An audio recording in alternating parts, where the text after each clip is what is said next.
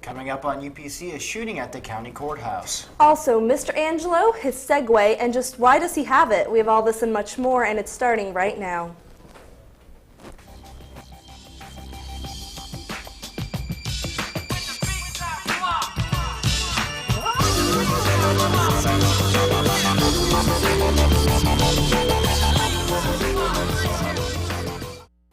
Good morning and welcome to the Thursday, May 8th edition of the UPC Morning Show. I'm Brett Wozniak. And I'm Annetta Kozub. There was a shooting yesterday afternoon at the county courthouse in downtown St. Petersburg when Glenn Powell, an Air Force veteran, opened fire on two bailiffs. Deputy B.J. Lyons was wounded when a bullet hit a microphone on his shoulder and grazed him. Deputy Martin Glover returned fire, killing Powell. Motives for the shooting remain unclear, but Powell's mother blamed the incident on her son's anti-government sentiments. Both deputies are on paid leave as is standard procedure, and the courthouse is expected to reopen today.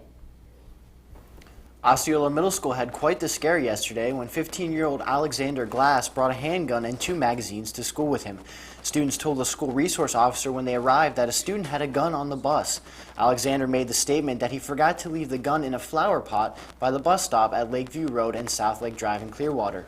He supposedly brought it to show a student and possibly sell it. He faces 2 counts of possession of firearm on school grounds. For seniors who have not yet ordered their cap and gowns, there should have been a slip sent to you reminding you to order one as soon as possible. If you do not know whether you've ordered your cap and gown, please see Mr. Straub, who has the list. Any students interested in presenting a table to represent their country at the annual Cultural Fair on May 14th, please see Ms. Correa in room A5A as soon as possible. And now let's head over to Nadim Lalani and take a look at the news and sports. Nadim. Countryside, this is Nadim with the UPC Sports. The Orlando Magic dominated the Pistons last night in Game 3 with a score of 111-86. Chauncey Billups left the game in the first quarter due to a hamstring injury. Dwight Howard had 20 points and 12 rebounds, marking another double-double in the playoffs. MVP Kobe Bryant and the Lakers won last night, bringing their series lead to 2-0. The final score of that game was 120-110. The Utah Jazz now head to LA to play their next 2 games.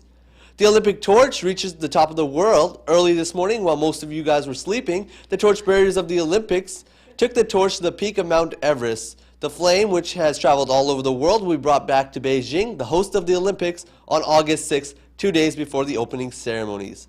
Now we have a few all-stars from the girls' flag football team with us as we bring them up here. You guys can tell your names and your positions. Katie Kay. I'm going to play wide receiver and defense tonight. Seabuck and wide receiver and running back. Wow.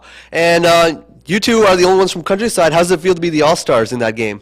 It's an honor. Worked hard all year to make it here and to thank Brunson for putting it all together.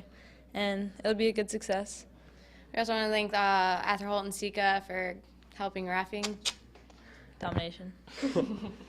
All right. So what are you guys playing now after your senior year, since you both are seniors? Well, if there was scholarships and you could play college flag football, I'd love to do that. But since there's not, I'm playing college soccer. I got a scholarship to FAU. Just going to SBC. Sounds good, though. What about the game time? Where are you guys playing tonight? It's here at 7 o'clock, and we're going to have a DJ, Brunson's brother. So come out for a good time and support us. It'll be good games, north versus south. Wow. Any shout-outs for your classmates or coaches? Just Brunson, Sika, and Arthur Holt.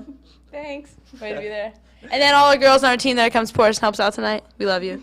All right. Good luck to you guys tonight. That's all I have for you today. Now back to the news desk. Thanks, Nadim. Many of you may have seen Mr. Angelo zooming through the concourse on his Segway. Why, may you ask? Shayna has the story. Questions going around our school about Angelo's Segway. Here he is with more information. The school system, well, that is the superintendents, they own probably 4 of them. And they dropped one of their personal Segways off to us so that we could have our test. They wanted to experiment in the school with this dense of a population, what a Segway, how a Segway would benefit us in supervision. It belongs to them, so when they need it back, they take it back. I guess they bought them a few years ago, and they keep them, and they're just experimenting on what how feasible they would be to use in the schools. There is no guarantee that the Segway is permanent. Only time will tell. I'm Shayna Davis with UPC News.